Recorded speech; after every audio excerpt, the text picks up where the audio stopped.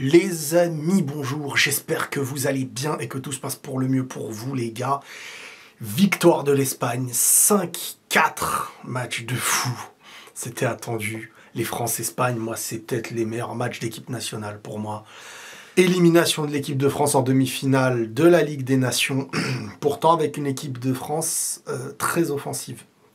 Kylian Mbappé était aligné avec Dembélé, avec Doué, avec Olise et un milieu de terrain Rabiot Koné. Une équipe de France que j'ai trouvée en première mi-temps assez intéressante sur l'aspect offensif. Possession, capable de mettre en danger, jusqu'à je me disais, tiens, il y a vraiment moyen même de battre cette équipe d'Espagne, qui joue sans Rodri, qui se permet d'avoir des Olmo en dehors du terrain, des Iscos en dehors du terrain, de titulariser des Oyarzabal, c'est pas les éléments prioritaires qu'on attend habituellement, même si Oyarzabal avec l'Espagne est costaud. Il y avait ce pseudo-duel Ballon d'Or qui ne sera pas joué sur ce match, bien entendu, mais un match comme ça, qu'on le veuille ou non, amical, pas amical, machin, c'est une confrontation médiatique aussi et une mise en avant, qui pour moi a été remportée haut la main par Lamine Yamal aujourd'hui. Le truc, c'est qu'en fait, Lamine Yamal, tu l'attends et il a fait son match.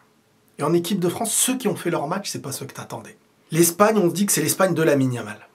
La France, aujourd'hui, ça reste entre guillemets la France, Mbappé, machin. S'il y a penalty, c'est Mbappé qui le prend. C'est là où je vous dis que médiatiquement, aujourd'hui, dans le monde entier, un Dembélé, qui pour moi aurait mérité le ballon d'or, enfin méritera, peut-être qu'il va l'avoir et je serai content pour lui, qui pour moi mérite le ballon d'or, je le répète, mérite le ballon d'or parce que la saison, l'individualité, le collectif, tout va ensemble.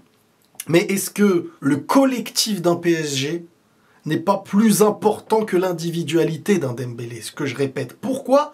Parce que quand ce collectif du PSG n'est pas là, tu te dis pas, tiens, c'est la France de Dembélé qui le porte, c'est le PSG de Dembélé qui le porte. Pour un ballon d'or, ça joue. Pour un coach et une cohérence collective, un joueur comme Dembélé qui ressort un peu dans les deux, ou beaucoup dans les deux, à la fois individualité, à la fois collectif, dans les forces en ballon et tout. Mais est-ce qu'on demande, quand Cristiano prend un ballon d'or, j'ai vu sur les réseaux une analyse de combien de pressing a été fait, quand Messi prend un ballon d'or, quand Lamine Yamal est amené à être postulant en ballon d'or, on pose la question de choquer le monde avec le ballon. C'est là où je vous dis que même les commentateurs, quand ils parlent Lamine Yamal, quand ils marquent, oh là là, machin chouette, truc, oh là là, machin.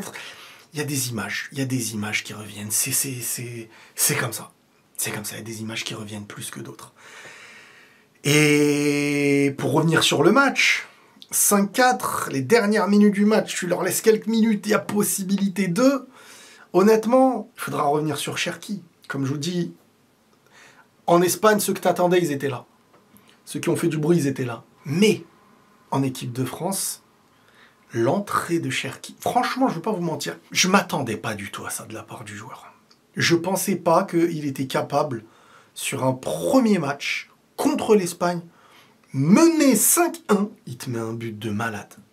Et il te trouve 2 passes clés. Une décisive et une qui mène au but directement derrière sur l'action. Il me fait penser à Messi. Attention, dans ce que je veux dire, c'est qu'à chaque fois qu'il a le ballon, il peut se passer quelque chose. Il sait casser les lignes et avoir le timing. Le gars est un génie. Et il va être possiblement coaché par Pep Guardiola à City.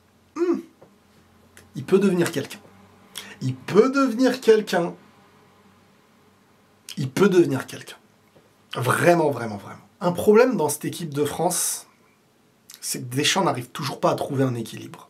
Et qu'il ne sait toujours pas ce qu'il veut faire. Cette équipe de France n'a pas de philosophie. C'est soit il se dit, bon, on a des joueurs offensifs, allez, je vais tenter un football offensif et tout. Mais est-ce que vous pensez réellement qu'après ce genre de match, quand il joue en dehors de sa volonté, parce que Deschamps, on sait très bien que c'est un mec qui aime solidifier, c'est pas un mec qui ouvre le jeu. Est-ce que vous pensez qu'après avoir perdu comme ça, sur le déséquilibre, il va oser risquer dans une Coupe du Monde le même type de schéma?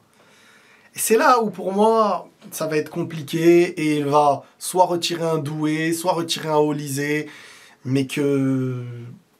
Normalement, tu joues offensif comme ça et tu prends le temps, longtemps, et vas-y, tu confectionnes ton football offensif parce que c'est ta philosophie et c'est comme ça que tu veux créer. Deschamps, en fait, il s'adapte. Il est bloqué dans plein de choses. Il est bloqué parce qu'il ne sait plus qui mettre en avant. On lui parle de Dembélé dans la presse, on dirait il est bloqué. il en souffre. Mais vends ton joueur, c'est ton joueur qui est favori normalement au Ballon d'Or.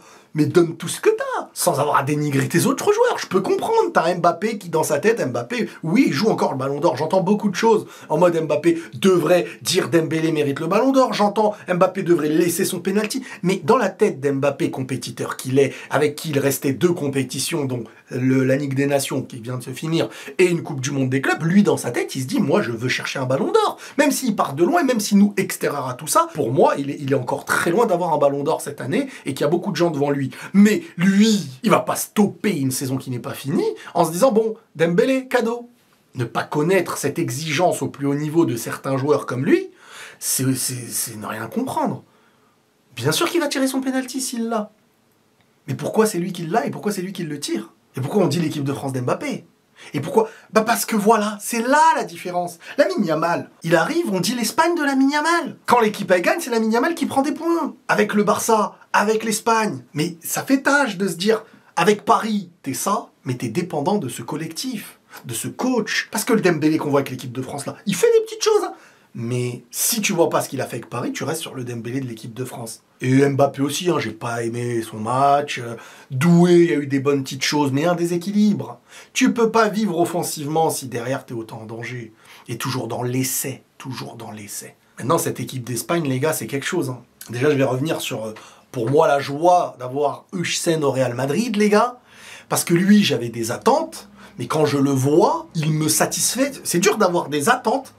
Quand on a des attentes, on a toujours plus de chances d'être déçu qu'au final, on voit quelque chose et on se dit, oui, voilà, c'est à la hauteur des attentes. Et je trouve qu'il a ce truc de taulier défensif. Et en plus, ce qui est bien, c'est qu'au Real, on a beaucoup de joueurs agressifs défensivement. Et on a toujours besoin de ce mec qui maîtrise parfaitement, qui a l'intelligence. Donc un Rudiger sera bonifié, un Asensio sera bonifié, un Militao peut être bonifié s'il revient au niveau. C'est un mec qui bonifie tout. Et c'est son jeu, pied droit, pied gauche, serein, défensif, bien placé, grand. Et au vu de sa taille, techniquement, il régale. On dirait un milieu défensif. Donc c'est énorme. C'est énorme, il m'impressionne. Il m'impressionne et je pense que là, on a recruté un bon crack. Un Zubimendi, je dirais pas non au Real aussi. Franchement, je dirais pas non. Bref, on va pas s'arrêter, c'est pas une vidéo pour le Real. Mais Lamine Yamal, qui obtient le péno, et qui, pendant le match, faisait des différences, balle au pied, très à l'aise, il met un tempo qui décide. Alors oui, il est accompagné par un collectif. Enfin, bien sûr que Lamine Yamal est accompagné, mais ça n'empêche qu'il y a eu un avant et un après. Et comme par hasard, l'après existe avec Lamine Yamal, qui est un Barça compétitif, qui est une équipe d'Espagne compétitive, et qui marque dans les matchs marquants. Il a des... Vous savez, il est à plus de 20 buts et plus de 20 passes D, je crois, si on additionne tout sur cette saison.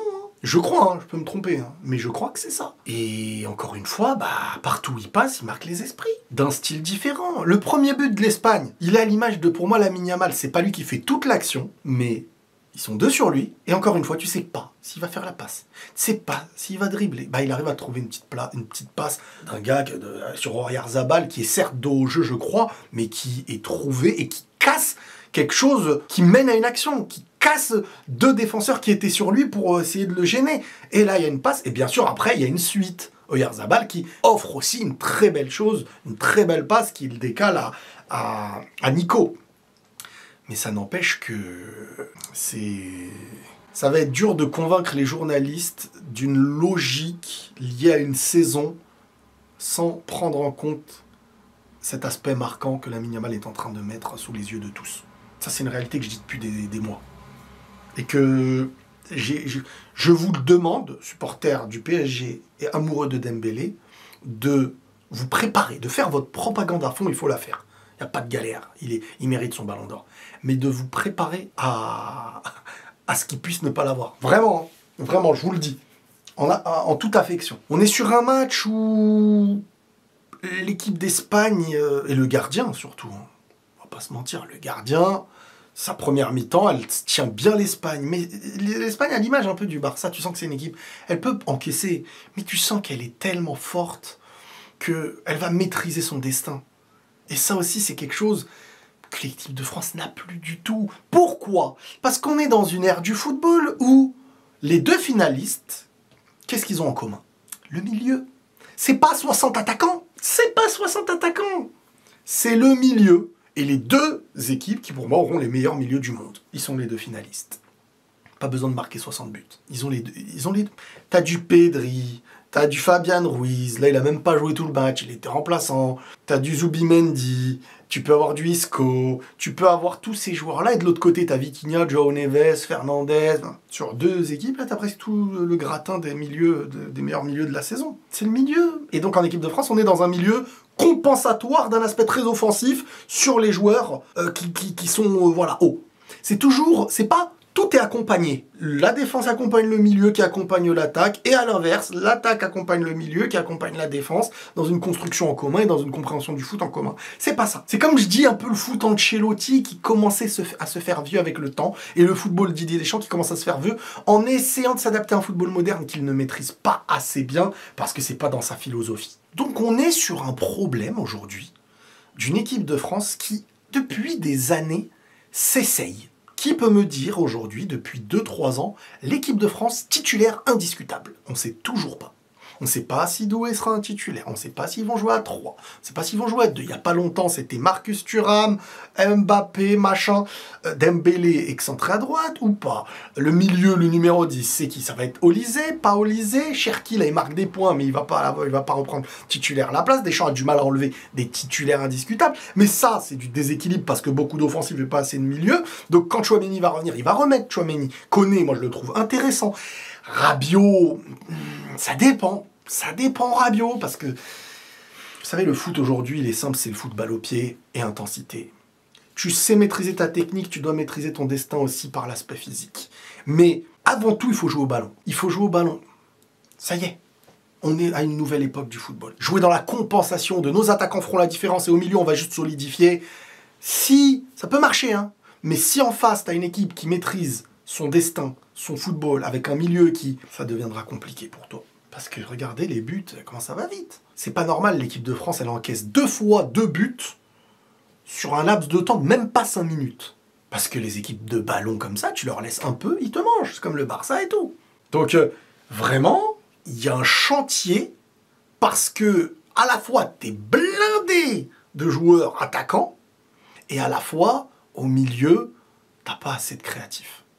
T'as pas assez de milieux centraux génie. Mais ça, c'est parce que Didier a vraiment voulu confectionner ce truc-là sur cette base. Ils ont travaillé depuis des années comme ça. Donc arriver comme ça, là, au bout de 2 mois et dire vas-y, nous on va partir à la Coupe du Monde maintenant avec presque 4 offensifs et tout, c'est très risqué.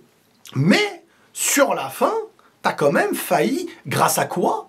À du génie. C'est grâce à du génie hein, que tu fais la diff. C'est Cherki. L'entrée de Cherki, la reprise du gauche exceptionnelle, c'est un droitier. Bon, il a les 2 pieds, lui. Et ensuite, il te trouve 2 passes clés, le centre, pied gauche, encore une fois. C'est-à-dire que c'est un joueur imprévisible. Mais il a une vista de malade. Ça me rappelle Messi, hein. Les passes, c'est vraiment les passes qui cassent à la Messi, quoi. Tu fais un mauvais faux pas et l'autre, il fait le bon appel, il te la met. Dans une équipe qui cherche le football, avant tout, Cherki pourrait très vite prendre une place de titulaire. Et vous allez voir ce que Pep Guardiola pourrait en faire. Dans une équipe à la Didier Deschamps où il a ses têtes. C'est-à-dire, déjà, t'as des joueurs, il est obligé de les mettre bons, pas bons et tout. Et il va se retrouver avec des mecs où il va se dire, ok, sur le coup, en vrai, ce serait mieux eux, mais je pourrais pas les mettre parce que mon esprit, c'est des grands costauds au milieu, des joueurs capables de faire des différences devant, et ça va partir sur le même schéma, et ça va être très compliqué.